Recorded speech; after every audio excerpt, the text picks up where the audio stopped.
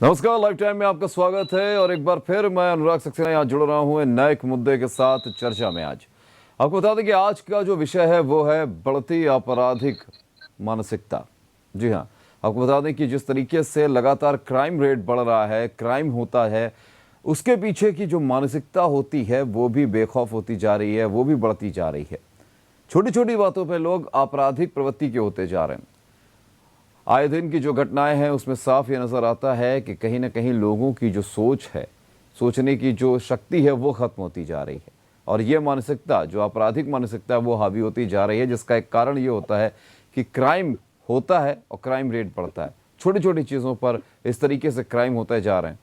कभी कभी ये क्राइम, ये जो अपराध है, ये बड़े रूप भी ले लेते हैं। इसी पर चर्चा में आज हमारे साथ हमारे विशेष संवाददाता अशोक दीक्षित हमारे साथ जुड़ रहे हैं। अशोक जी, चर्चा में आपका स्वागत है। अशोक जी, जिस तरीके से लगातार हम बात कर रहे हैं, अगर कानपुर में कई घटनाओं को हम देखें विगत दिनों में और आज की भी घटनाओं को हम देखें, जहां पर एक युवती के साथ उसके रिश्तेदार ने ही बलात्कार किया, उसके बाद उसे फेंक दिया। उसके अलावा अगर बात की जाए तो आज ही का एक केस है जहां पर देखा जाए तो एक बच्चे को, यानी कि एक युवक को, उसके माता पिता ने फ़ोन पर एक महिला से बात करने से रोका टोका तो गुस्से में आके उसने फांसी लगा ली। और ऐसे कई मामले यही हैं जहां पर आपराधिक मानसिकता अचानक से खड़ी हो जाती है और एक अपराध हो जाता है। क्या कहेंगे इसके बारे में? ये आपको बता दें कि ये जो मानसिकता है लोगों की, जो है ये बिल्कुल पूरी तरह से लोग नर्वस हो चुके हैं और कोरोना काल के चलते कहीं ना कहीं पूरी तरह नर्वस दिखाई दे रहे हैं। और आज एक ऐसी घटना बाबूपुरा क्षेत्र में हुई है जहाँ एक युवती जो है कल सामान लेने के लिए निकली थी घर का, और उसको कार सवार उठा ले जाते हैं और उसको जकरकटी बस अड्डे के पास गाड़ियों में उसके साथ रेप करते हैं, और रेप करने के बाद वापस वो जो है ये बाकरगंज चौराहे पे उसको छोड़ जाते हैं। और कहीं ना कहीं जो है ये जो है ये या तो लेटर व्यवस्था है पुलिस की, या फिर जो है लोगों की मानसिकता जो है नहीं जा रही है, और कहीं ना कहीं जो है या तो पुलिस कार्रवाई नहीं कर रही है, जिसको लेकर जो है ये जो दबंग है इन लोग के हौसले पूरी तरह बुलंद दिखाई दे रहे हैं। अशोक, अगर बात कर ली जाए चकेरी एरिया की या फिर नवस्ता के क्षेत्रों की, अगर इस तरीके के जो थोड़ा सा कानपुर के किनारे, यानी कि बॉर्डर लाइन पे, या फिर देखा जाए तो इस तरीके के आउटर एरियाज हैं, वहाँ पर अपराध जो है वो दबंगों का जो अपराध है वो लगातार बढ़ता जा रहा है। यानी कि एक तरह से देखा जाए तो कानून का जो खौफ है वो ख़त्म होता जा रहा है और ये मानसिकता कहीं ना कहीं हावी होती जा रही है कि हमारा क्या कुछ कर लेगी पुलिस।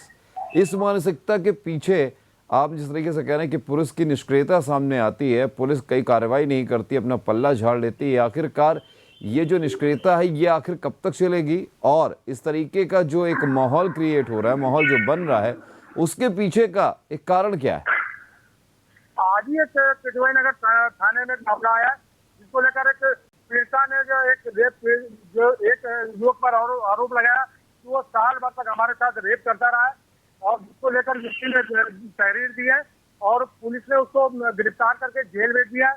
और ऐसा ही मामला जो कानपुर आउटर पे है, कहीं ना कहीं एक युवती है, लेकिन अभी तक जो है युवती की पहचान नहीं हो पाई है।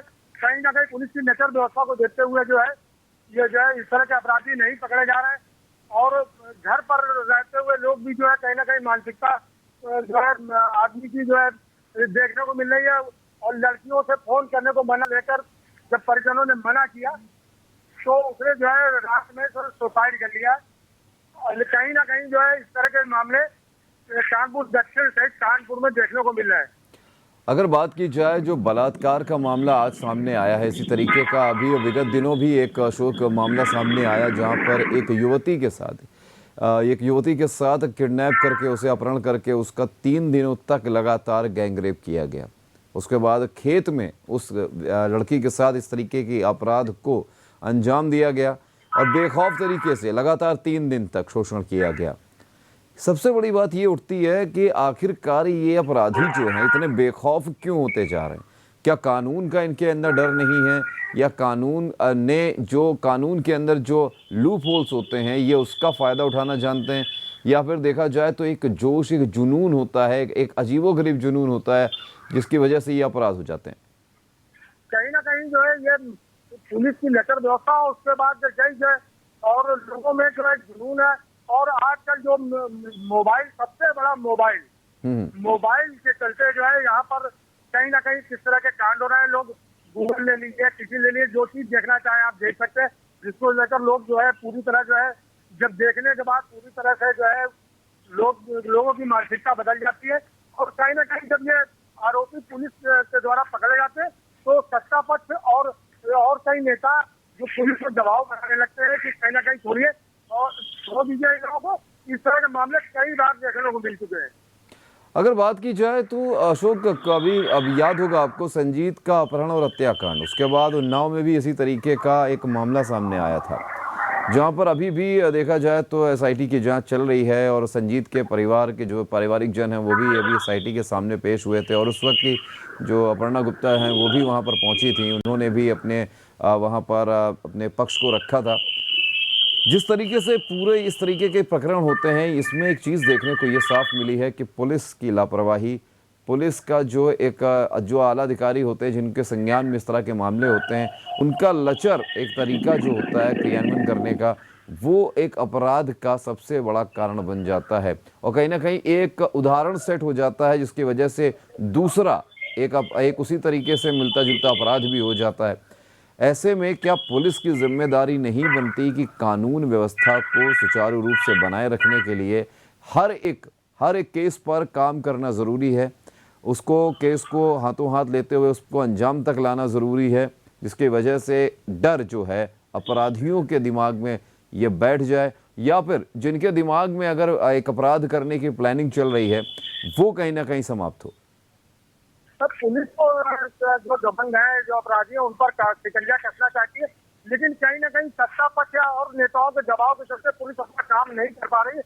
तमाम जगह देखने को ऐसा मिला कि तमाम फोन आने लगते हैं कि जो है हम इनके भतीजे बोलना है या भतीजा है, मेरा रिश्तेदार है या मेरा मिलने वाला, इस तरह के दबाव आते हैं। और पुलिस कुछ भी कार्रवाई करने, मतलब सख्त कार्रवाई करने के बजाय हल्की धाराओं में जो है इन लोगों के खिलाफ जो है कार्रवाई करती है, जिससे इनके हौसले पूरी तरह बुलंद हो जाते हैं और ये दोबारा फिर अपराध करने से भी नहीं चूकते हैं। तो कुल मिला के अशोक, जिस तरीके से आप कह रहे हैं कि जैसे कोई अपराध होता है, सत्ता पक्ष हो या फिर जो राजनीति से जुड़े हुए लोग हैं, उनके फ़ोन पहुंचने शुरू हो जाते हैं या फिर वो खुद थानों के पास पहुंच जाते हैं, उसके बाद अपनी सत्ता के हनक में अपराधी को छुड़ाने की कोशिश करते हैं। आपको नहीं लगता कि जिस तरीके से ये जो राजनीतिकरण होता है हर एक अपराध के पीछे, जैसा कि अभी हाल ही में हमने देखा एक हिस्ट्री शीटर को भी एक पार्टी के लोग, अगर बात सीधी बात की जाए तो सत्ता पक्ष से जुड़े हुए एक नेता के और उसके समर्थकों ने पुलिस से ही छुड़ाकर भगा दिया था। उसके बाद पुलिस एक्शन में आई क्योंकि मीडिया में ये खबरें सामने आई और पुलिस के ऊपर भी सवालिया निशान उठने लगे। ऐसे में नहीं लगता कि पुलिस को अपनी स्थिति और मजबूत करनी होगी ताकि ऐसे जो लोग हैं, जो ऐसे नेता हैं, जो ऐसे राजनेता हैं, जो वहाँ पर सत्ता पक्ष की या विपक्ष की या किसी भी तरीके के हनक दिखा के अपराधी को छुड़वा लेते हैं, उनको भी ये सबक सिखाने की ज़रूरत है, उनको भी ये बताने की ज़रूरत है कि आप कानून से ऊपर नहीं है।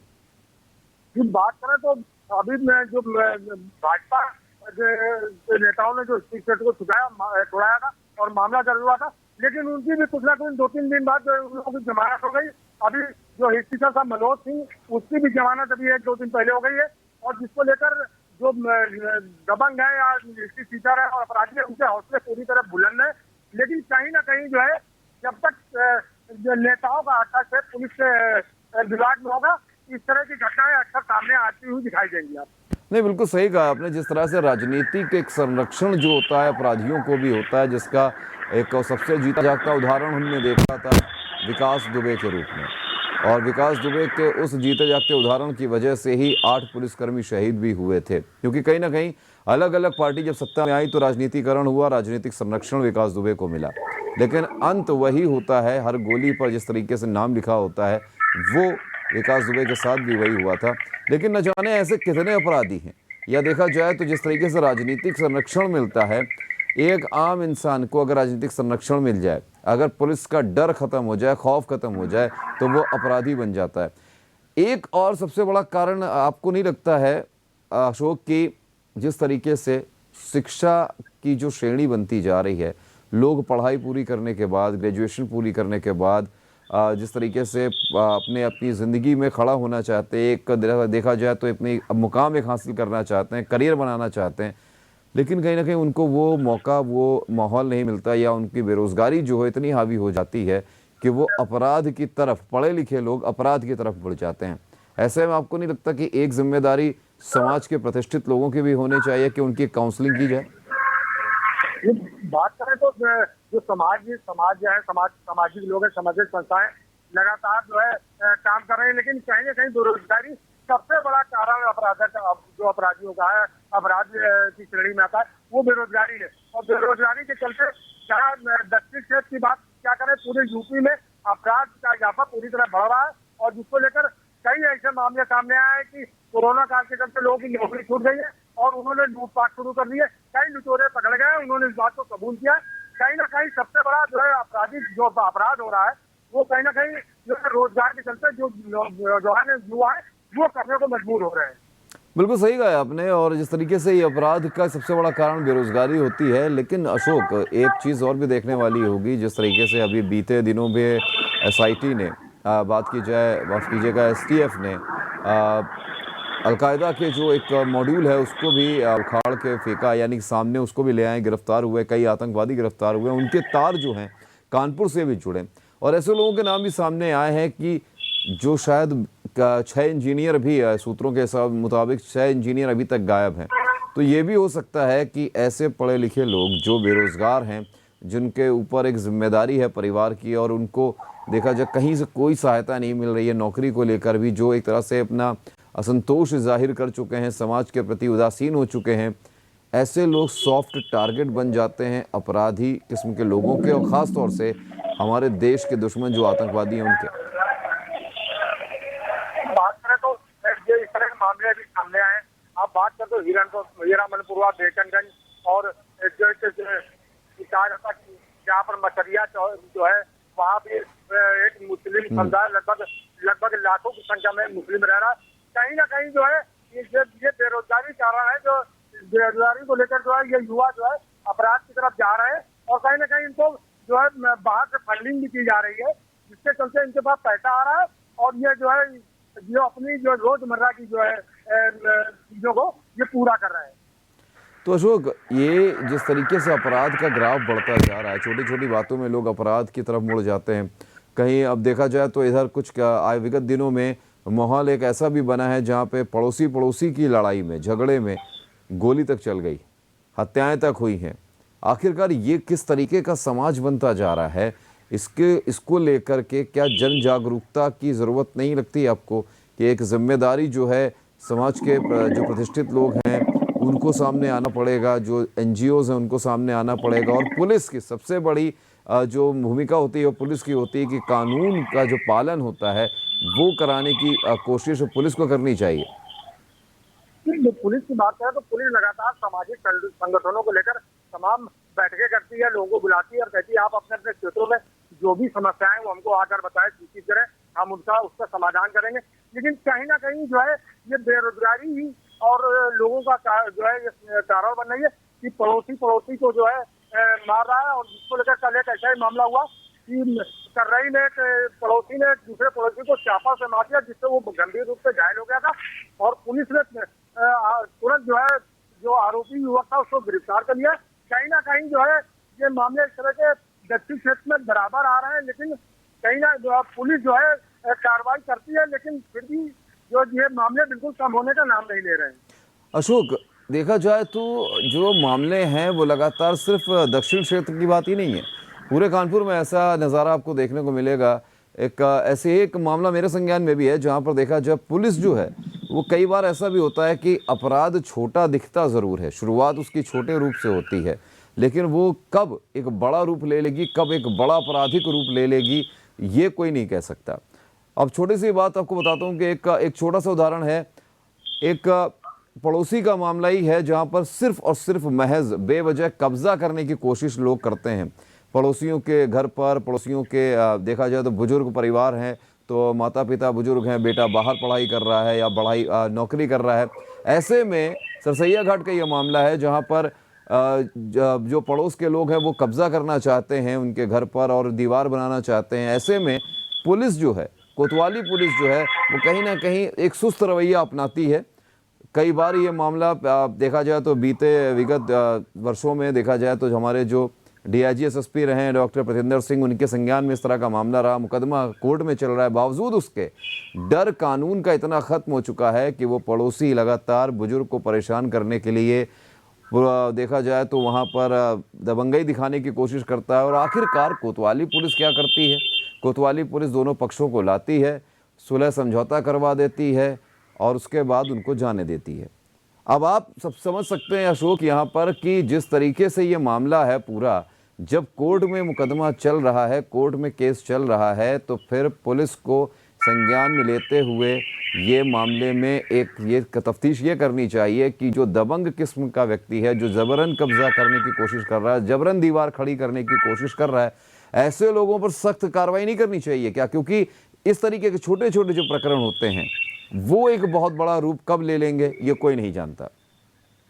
ये ऐसा ही एक मामला अभी बर्रा में हुआ है। बर्रा गांव में, वहाँ पर एक तालाब पर कुछ भाजपा नेताओं ने कब्जा करना शुरू किया और जैसे ही कब्जा करने की बात वहाँ आसपास लोगों को मालूम पड़ी, उन्होंने जो है तुरंत बर्रा पुलिस को सूचना दी। बर्रा पुलिस मौके पर पहुंची और उसने काम रुकवाया, लेकिन भाजपा नेताओं का घंटों वहाँ पर हंगामा चलता रहा। और कहीं ना कहीं कानपुर में इस तरह के सैकड़ों मामले देखने को मिल रहे हैं, लेकिन पुलिस कहीं ना कहीं लाचार दिखी हुई नजर आ रही है, जिसको लेकर जो है एक पुलिस को एक सख्त कदम उठाना चाहिए, जिससे जो पीड़ित है उसको न्याय मिल सके। नहीं, बिल्कुल सही बात कही अशोक। कहीं ना कहीं पुलिस जो है, आप चाहे वो पहले की पुलिस हो, चाहे कानपुर कमिश्नरेट हो जाए, आला अधिकारी बहुत कोशिश करते हैं। आला अधिकारी चाहते हैं कि कानून व्यवस्था सुदृढ़ रहे, बहुत अच्छी तरीके से चले, लेकिन शायद नीचे के जो पुलिसकर्मी हैं, आप किसी को बदल के परिवर्तित करके उनको उपनाम और पदनाम चेंज कर दें, लेकिन उनका जो रवैया है, उनका रवैया वही ढीलेपन का है। वो कोई भी केस को सामने लाना नहीं चाहते हैं, वो समझौता कराने की बात करते हैं। कई बार जो पीड़ित पक्ष है उसके ऊपर दबाव बनाया जाता है, और यही सब कारण होते हैं कि जो आपराधिक प्रवृत्ति के लोग होते हैं, जो दबंग प्रवृत्ति के लोग होते हैं, वो हावी होने की कोशिश भी करते हैं। और जिस तरीके के चीज़ें सामने आ रही हैं, डर जो है कानून का वो ख़त्म होता जा रहा है। जगह जगह लूटमारी हो रही है, दिन दहाड़े बलात्कार हो रहे हैं। उसके अलावा देखा जाए तो जो एक मानसिकता है, जो कहीं ना कहीं काउंसलिंग की ज़रूरत है माता पिता के द्वारा, समाज के NGOs के द्वारा, पुलिस के द्वारा, ऐसे में जो युवा हैं वो अपराध की तरफ जा रहे हैं या फिर तैश में आकर आत्महत्या कर लेते हैं। तो ये जो आपराधिक प्रवृत्ति है, इस पर लगाम लगना बहुत ज़रूरी है, और लगाम लगाने की जिम्मेदारी घर से ही शुरू होती है। और सबसे बड़ी बात, पुलिस प्रशासन के जो जिम्मेदार अधिकारी हैं, उनको ये समझना होगा, ये करना होगा कि सिर्फ समझौता सुलहनामा कराने से कुछ नहीं होता। क्योंकि अगर लोगों के अंदर डर पैदा करना है तो दबंग किस्म के लोगों को आपको डराना पड़ेगा, समझाना पड़ेगा कि कानून से ऊपर आप नहीं है। फिलहाल अशोक, हमसे जुड़ने के लिए बहुत बहुत शुक्रिया, चर्चा में आने के लिए। तो दर्शकों, हमने जानने की कोशिश की कि किस तरीके से बेकाबू जो आपराधिक मानसिकता है वो हावी होती जा रही है, और इससे सुरक्षित तभी आप रह सकते हैं जब आप अपने आप को संभाल के रखें और अपने घर से इसकी शुरुआत करें, काउंसलिंग करें, और पुलिस प्रशासन को इस पर जिम्मेदारी लेनी पड़ेगी। फिलहाल आज की चर्चा में इतना ही। लाइफ टाइम के अगले अंक के साथ जल्द होगी आपसे मुलाकात। तब तक देखते रहिए JMD न्यूज़। नमस्कार।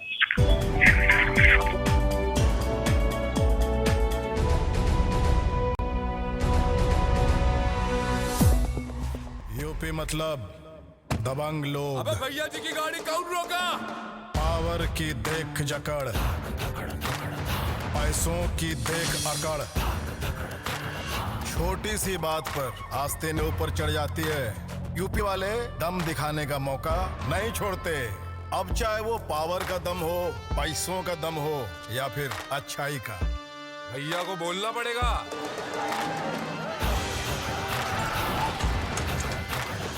ऐसे ही दमदार यूपी के लिए टाटा टी प्रीमियम ने बनाई है दमदार चाय। एक प्याली दम वाली, एक प्याली